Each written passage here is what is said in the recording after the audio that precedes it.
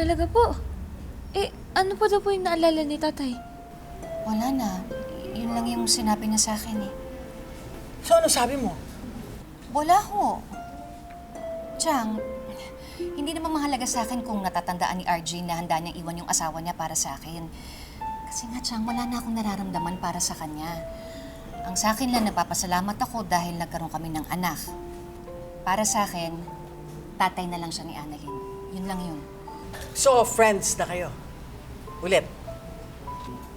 Chang, hindi ko kami pwedeng maging magkaibigan kasi sigurado naman ako hindi papayag si Zoe at si Moira. At saka isa pa, hindi rin naman ako sigurado kung gusto makipagkaibigan sa akin ni RJ dahil syempre dun sa mga magiging consequences. At saka, Chang, ayoko na po ng gulo. So, naalala ka na niya? Tapos, tanggap na niya si Annalyn. Ang ibig sabihin ba niya, return of the comeback?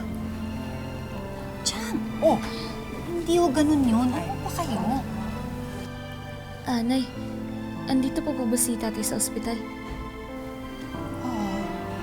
Pwede ko po ba siyang bisitahin?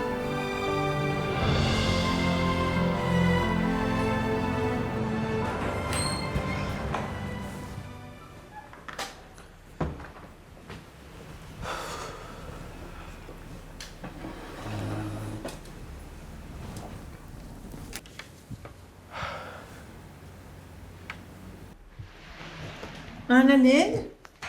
Ma'am Giselle. Ay, Doc Lyndon.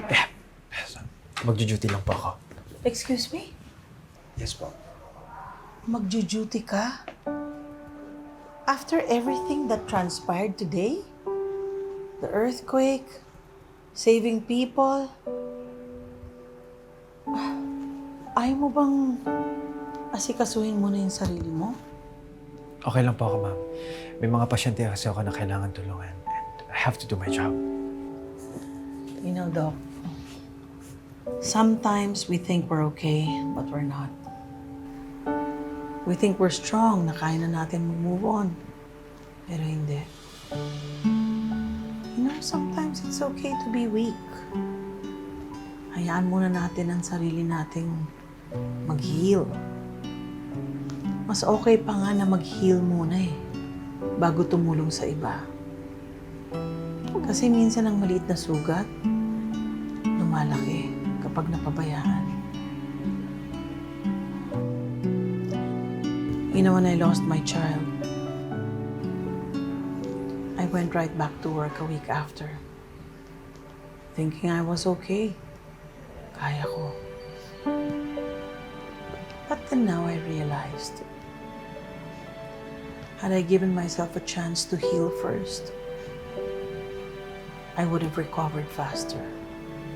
Kaya hanggang ngayon, may kilot pa rin sa puso ko pag naiisip ko yung nangyari yun sa akin. So, Doc, heal first. Take care of yourself. Yeah. Salamat, Ma'am Giselle.